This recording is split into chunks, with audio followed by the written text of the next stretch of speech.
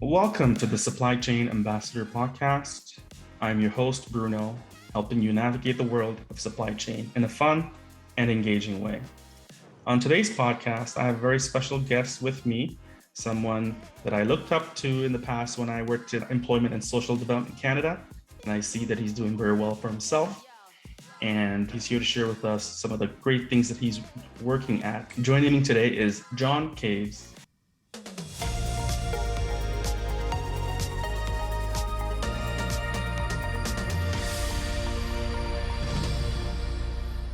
John has held numerous positions in procurement since joining the federal government in 2002. He was a procurement specialist at Statistics Canada for 7 years before moving to ESDC in 2009.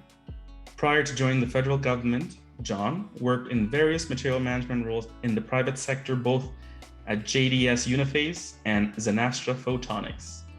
At ESDC, John is responsible for leading the procurement and planning advisory services team, who are responsible for supporting large projects through the department investment process from a procurement perspective.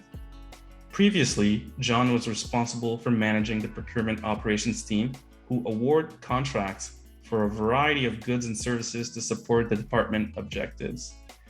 John received his diploma in business administration with a major in materials management from Algonquin College. John is also the recipient of a few Deputy Minister Awards and multiple Chief Financial Officer Awards at ESDC, awards in Excellence in Client Service, Excellent in Creativity, Partnering and Team Building, and a special CFO award for work related to a sensitive procurement file. Welcome, John. Thank you very much, Bruno, for having me. Thank you for coming on. Can you give us a bit more context about your journey to your current role? Sure. So I began my government career in 2002 after a few years in high tech. So as around that time frame, the high tech bubble had burst in Ottawa. So a government job was quite appetizing. And I started out at Statistics Canada as a junior procurement officer, buying anything from tables and chairs to procurements to support the census that they did every 5 years. And then in 2009, I joined ESDC as a manager in procurement operations, where we would do about 2,500 contracts and amendments in a year with a value of around $250 million. And I had moved up to senior manager a few years later. Then in 2015, I moved into a newly created position where I am responsible for leading a fantastic team of procurement officers who put in place multi-million dollar, we call them capacity on demand contracts, so task-based contracts, to support projects and programs through the departmental investment management process, as well as just the regular procurements that need to happen on a day-to-day basis. Wow, that's fantastic. So, John, can you briefly describe the work that you do? Yeah, absolutely. So I oversee two teams, but we have three major functions. One is we put in place these multi-year contracts that the entire department can leverage to support their objectives. So these are task-based contracts to bring in IT consultants, project managers, HR consultants, where we're using for the most part TBIPs and SBIPs and TSPS, as well as just straight open competition. Number two, we support the Transformation Management branch, which is one of the largest branches at ESDC, and their large program, which is Benefits Delivery Modernization. And this is one of the largest transformations in government history. So that branch keeps our team extremely busy. And third is we created a client relationship management unit. And what they do is they go across the department and deliver procurement awareness sessions to our clients. So that's where we advise clients on the procurement process, roles and responsibilities, and try and debunk myths. And within that team, what they also do is they do reporting on our service standards. So we have published service standards that let our clients know how long it's going to take us to do a sole source contract, a large RFP, maybe leverage pro services or TSPS. And what we do on a quarterly basis is we measure our performance against those service standards, because there's no point in having service standards if either they're way off, they don't make any sense. And happy to say that the team, they're meeting the service standard. It's around 85% of the time. And you factor in year-end procurement activity, which the volume just goes through the roof, that the team is doing very well. Yeah. So those three major functions, that's what keeps us busy. Yeah. And I like to tell my clients to factor in not just our service standard, but PSPC service standard, because sometimes the file comes to us, then goes off to PSPC. So Absolutely. they need another 40 days or so to run their processes. So. Yeah. And we're dealing a lot as well. PSPC, you're absolutely right. And shared services as well. And by trying to educate our clients up front, we're telling them, okay, let's backward plan. If you need something by December 31st, okay, it might take you 60 days to do your job, but we're going to need 14, 40 days, what have you. And SSE is going to need, or PSPC, they're going to need X amount of days. So you really start to see their eyes open quite wide when they realize, okay, to get the good or service that we need, it's not just a matter of them creating a statement of work. Yeah. There's a lot more that goes into it. Absolutely. Yeah. Fantastic. Absolutely. What would you say you love about your work? Absolutely. The best part of my work is my colleagues. I'm fortunate to work alongside an extremely talented and committed group of procurement professionals. They make the easy days easy, and they make the tough days and challenging days easier as well. So without this group of fantastic people in procurement at ESDC, it'd be a tougher job than it already is. Yeah, I'm a firm believer of that too. The work's always going to be there, but at the end of the day, it's about the people. Yeah, absolutely. Can you share a bit more about the common misconceptions that you've heard about what you do? Oh, common misconceptions. Great question. So it would be anything from procurement is such a roadblock, procurement doesn't add any value, the typical things that we've heard from day one of entering the procurement world. These are all common misconceptions. And what I always tell the team is that we need to add value throughout the entire process. We tell our clients that we're adding value through the process by ensuring that policies are respected. We need to make sure that everything has been done in such a fair, open, and transparent manner before we exercise our contracting authority. So just like our clients are doing their due diligence on the file, we need to do the due diligence as well on our part.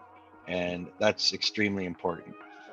And so one of the things that we need to do is make sure that our clients understand our roles and our responsibilities in the procurement process. And part of the awareness sessions that we do, we outline, client, you're responsible for this, but procurement's responsible for this. And together we're responsible for this. Yeah.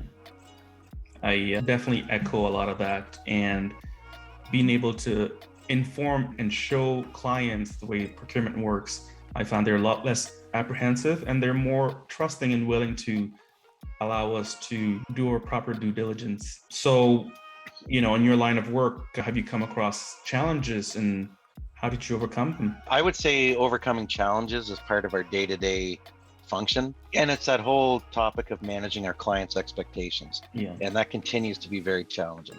Everybody is so busy and requirements are coming down last minute. And when I mentioned before, when I was responsible for operations, seeing about 2,500 requisitions a year.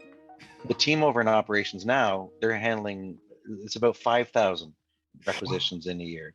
And the value's gone from say 250 million up to 500 million. So a lot of that, that sheer volume is one challenge, but again, managing clients' expectations. So one of the things that we do is we publish our service standards. If it's a sole source contract, it's going to take X days. It's a competitive procurement, 40 days. So we actively advertise this to our clients so that they're aware, okay, it might take me X amount of days to do a statement of work in a valid criteria, and then I send it to procurement, and they should be able to do a process in a day. Well, that's not how it works. Procurement, we need our time in order to run our processes. So I would say that is definitely one of the big challenges. And from an HR standpoint, finding qualified PGs. And I know on your previous podcast with Darren Hayduck, they talked about just trying to attract PGs and competent PGs and moving PGs up through the ranks. And what the government tends to do is the second that we think that we have a good PG, if we're not fast enough, they have the ability to go to any department. So, we need to factor in our own internal processes from an HR perspective. So That's proven to be a challenge. We've been running some competitions in the last number of months that the team in operations have managed to expedite through the process, and they've done a fantastic job. And that's going to be the only way I think that we're going to be able to secure the talent that we need and want at ESDC. But I know across the board, all departments are facing the problem of attracting and retaining qualified PGs. Yeah. So that just says it's a great career to get into because there's lots of opportunity. Yeah, certainly lots of opportunity, but even for people coming into the world of procurement, there is a lot of opportunity, but there is value in staying in that one department and making sure you're really learning the aspects and getting the skills necessary before moving up. And Bruno, I think staying in one department, absolutely.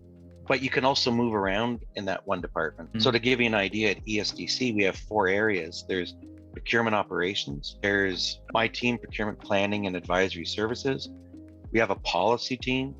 We also have a reporting, audit, and compliance team. Wow. And I really think it's good for people to spend time in as many of those 4 functions as possible to really understand procurement at ESDC. Our employee base is, we're in tens of thousands of employees. Massive department. You can learn so much at one department. Yeah, so true. Can you share with us some of the exciting projects that you're working on currently? So one of the things I'm trying to, I guess it's really into getting closer to our clients, is we're restarting our procurement business reference network. This was something that we had initiated pre-COVID, but then with COVID, we had to put some initiatives aside while we worked on addressing the department's response to COVID. So our procurement business reference network, so it's our procurement BRN, what we've done is we've reached out to all the regions and branches in the department, and we've asked for 2 representatives from each branch or region that can attend these quarterly meetings. And it's an opportunity for us to have good dialogue with our clients, listen to them, listen to what they like about procurement, what they see as a challenge, and also for us to talk about what we see as a challenge dealing with our clients. So it comes back to that managing expectations. So really excited to start that off a little later in the summer, and then we're going to do it each quarter. So it's a really good opportunity to meet our clients, talk to our clients, ask them what they need. Yeah. And we live in the procurement process, and it's good to get that outside perspective from clients about what works in their mind and what doesn't work. And one of your first questions was, what are some common misconceptions or myths about procurement? These meetings give us an opportunity to debunk or to clarify those misconceptions. So really, like I said, I'm really looking forward to these starting up again pretty soon. Wow. And I always found that clients at ESDC, they were just so great. They were very eager to learn, to find out the process, and just to contribute. And my time when I was at ESDC, I've had really great relationships with the clients that I served. And the BRN is just one way to foster that relationship. Yeah. And building on that, Bruno, one of the things that my team does is we have weekly meetings with our clients. What's coming down the pipe? What can we expect? How can we help you? We even have discussions with them about, hey, we've noticed some purchase requisitions are coming in and there's often a similar error. And let's work together and correct that so things move through the process quicker. So just having that connection with the clients has paid off already. Wow. Now, it wasn't a question on the list I had sent you, but it was just something I was curious about. I had a feeling like you worked with data analytics at ESDC and like the forecasting side of things. Is that true? Yeah, that's true. One of the other things that our team takes care of is we feed into an annual departmental procurement plan. We canvassed all the branches in the year, near the end of the year, and we asked them, what do you plan on buying next year? So that helps us figure out, okay, do we have the right people? Do we have the right number of people? Do we have the right tools in place to support our clients? The challenge that we face is planning is tricky. Clients, sometimes they're hesitant to plan because they think it might be a commitment, and we're just saying to them, no, we just want to have an idea. Mm-hmm. Typically, ESDC buys the same stuff, IT consultants, project managers, there's some software that we're buying. So if you look at it year over year, it's pretty much the same. what we're looking for are those anomalies, like a big spike, either up or a downward trend, that we got a requisition for X millions of dollars, and well, we've never bought this before. We don't have the expertise in this. So by going out and asking the branches to give us an idea of what they think they're going to buy, it helps us find any of those anomalies. And again, this whole exercise, it's only as good as the information that we get. We are maturing. We are getting more and more accurate information, because one of the things that we do too is we look at, okay, this is what you said you were going to buy last year. This is what you bought. So use that information to inform yourself about what you're going to buy. So we're a big department, a lot of moving parts, but it's the planning is getting better. Yeah. The planning is, I find, sometimes 80% of the work. And once the planning is sorted out, the rest just falls together because you've done so much planning. Yeah. And Bruno, I know that you end your podcast normally with a quote, but one thing on that is, a failure to plan is a plan to fail. Yeah. And it's true. It's true. Okay. That will be my quote of the day today. There you go. Failure to plan is a plan to fail. What advice can you give to our listeners? Be proud of what you do. If you're in the government, I know you have listeners inside the government, outside the government. Understand your clients and understand the projects that they're working on, because you're supporting those projects, and those projects have a direct impact on the lives of Canadians. That's what we do. And it really helps to give a sense of meaningfulness to the work that you do every day. And that's meeting with your clients, or even if you're buying for a particular branch, I'm sure the branch has a website, go and look and see what their raison d'etre is. And you start to make connections. And instead of just turning a purchase requisition into a PO, maybe you're doing something that'll help, I don't know, the way that Canadians access a service or a benefit. So I think if you take the time to realize that, it'll just make your job that much more meaningful. Yeah. Wow. Any call to action to share with our listeners? Build your network across the government, and it's great for so many reasons. If you're faced with a task that you're unsure of how to do, and maybe the department has never done it, a new type of procurement or a new service that you're going to buy, reach out across the government, use GEDS as a tool, and reach out to your colleagues in other departments and, hey, I need to buy X. Have you ever done that? You'd be surprised. People have bought stuff and have the bruises that they've gone through. They have the lessons learned that they can share, and that will help you avoid pitfalls. And then if you leverage your network, then maybe the next time that person might call you and ask you, hey, Bruno, have you ever bought this? Yeah, sure I have. Or no, I haven't, but my colleague over at other department has done it, has bought it. And then you start to connect these people.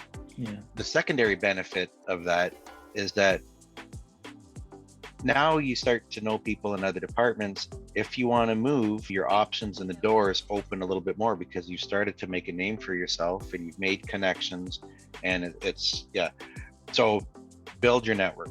It's take all the opportunity that you can, reach out. If you see someone giving a presentation, SIPM or any other type of event, reach out to them afterwards, introduce yourself, ask them some questions, and you start to make those connections, and they are some of the best things that you can do. Absolutely. Or you can be like me, after SIPM presentations, reach out and ask them to be on your podcast. There you go. It works. It works. Well, that's all the time we have for today. And I want to thank you so much, John, for really coming to share with us your experiences, your journey, and some of the cool projects that you're doing over at ESDC. Awesome. Thanks for having me. And I'm happy to share. And anybody that's listening to the podcast has questions, feel free to reach out to me, and love to have a chat. Absolutely. Awesome.